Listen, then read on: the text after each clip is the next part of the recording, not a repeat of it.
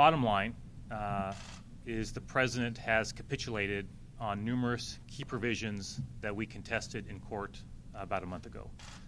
So on those key provisions, this is a very significant victory for the people of the state of Washington. I can't help but note that I think the last time we were all here was just after the Ninth Circuit had ruled in our favor unanimously.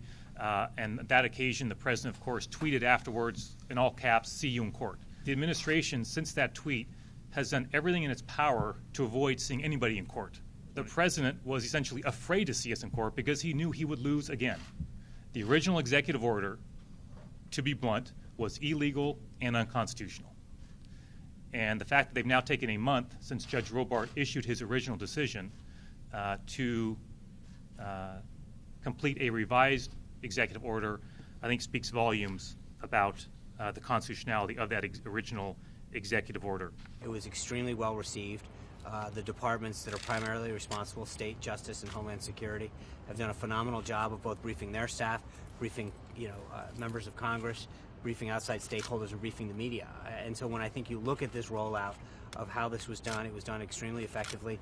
There's a 10-day window to ensure that it goes into effect March 16th so that down government, if you will, agencies and employees have the opportunity to make sure that they know what's expected to them and how to implement it effectively. The Trump administration is trying to play around the language to avoid any court rejection, because the court was very clear in denouncing this policy and showing that it was unconstitutional because it had clear reference to Muslims, which is really anti-Muslim bigotry that's driving not only this executive order, but many policies towards Muslims.